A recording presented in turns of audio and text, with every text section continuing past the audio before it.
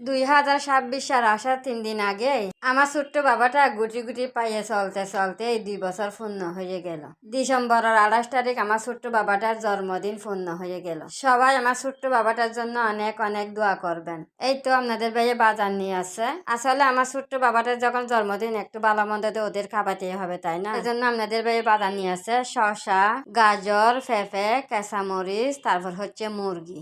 আসলে বাইরের মানুষজন কাউকে দাওয়াত দিব না। আমরা 5 বোন আছি, 5 বোনেই আমার বাসায় আসছে। আমার ছোট্ট ভাই ওদের মামা ওর জন্য কেক নিয়ে আসছে, কেক কাটানোর জন্য। আমার ছোট্ট ভাই বোন সবাই আমার ছোট্ট বাবাটাকে অনেক ভালোবাসে, অনেক দেখতে পারে। আসলে জন্মদিনটা পালন করার একদমই ইচ্ছে ছিল না। আপনার ভাই এগুলো পছন্দ করে না। আমার ভাই আপনার ভাইকে বলে রাজি করাইছে। এই তো বেশি কিছু করব না, মুরগি রান্না করব, তারপর হচ্ছে গরুর মাংস রান্না করেছি, কালকে রাতে রান্না করে রাখে দিছি। আসলে গরুর মাংসটা না আগের দিন রাত্রে রান্না করে রাখলে খাইতে অনেক ভালো লাগে, একদম নরম হয়ে যায়। এখন মুরগির মাংসটা বসা দিচ্ছি। মুরগির মাংসটা বসানোর পরে ফলসার বসাবো। মুরগির মাংসটা লারি সারি কষাই নিব বেশি করে।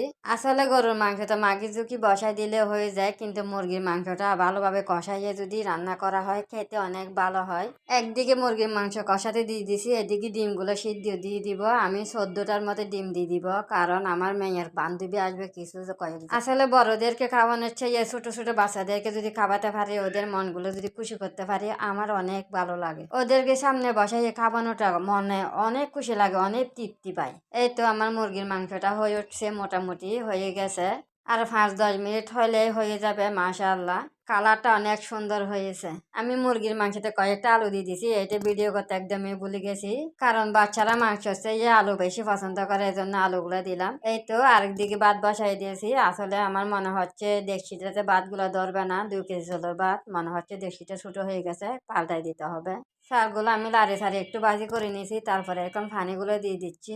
আসলে ফলসা রান্না করার আগে যদি একটু ভালো করে ভাজি রান্না করা হয়, তাহলে ভাতগুলো অনেক ঝুরঝুরা হয়। কালারটা একটু সাদা হবার জন্য আমি দুধ দিয়ে নিলাম, অল্প গাজর দিয়ে দিছি। আসলে গাজরটা দিয়ে দিলে ভাতটা দেখতে অনেক সুন্দর হয়। এই তো মোটামুটি আমার ভাত হয়ে গেছে। দেখেন ভাতটা কত সুন্দর ঝুরঝুরা হয়ে গেছে।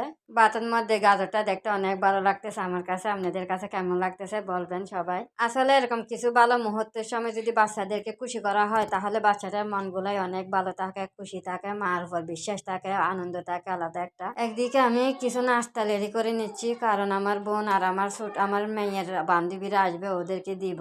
আসলে ছোট বাচ্চারা আসলে সামনে যদি কিছু না দিই ভালো লাগে না। আমার মেয়ে তো অনেক খুশি, কারণ আমার মেয়ের বান্ধবীরা সবাই বাসায় আসবে, কারণ আজকে বান্ধবীদেরকে নিয়ে অনেক আনন্দ করতে পারবে, মজা করতে পারবে। আসলে সব বাচ্চারাই একটু মজা করার জন্য, খেলা করার জন্য অনেক চেষ্টা করে, অনেক চায়। আমাদের সময় আমরা কত রকমের খেলতাম, কত রকমের মজা করতাম। আসলে এখনের বাচ্চারা এগুলো চিনেই না। আসলে আমার বাচ্চারা বেশিরভাগ বাসায় থাকে, বার হইতে পারে না। স্কুল থেকে আসার পরে বাসায় থাকে, সবসময় টিভি দেখে, মাঝে মধ্যে একটু, তারপরে হলে পড়তে বসে যায়, আবার মাস্টার আসে। এই তো আমার মেয়ের বান্ধবীরা চলে আসছে, এই তো খুশি করতেছে, ওরা আনন্দ করতেছে, একটু নাচানাচি করতেছে। যাই হোক বন্ধুরা, কথা বলতে বলতে ভিডিওর শেষে চলে আসে। সবাই ভালো থাকবেন, সুস্থ থাকবেন। আসসালামু আলাইকুম।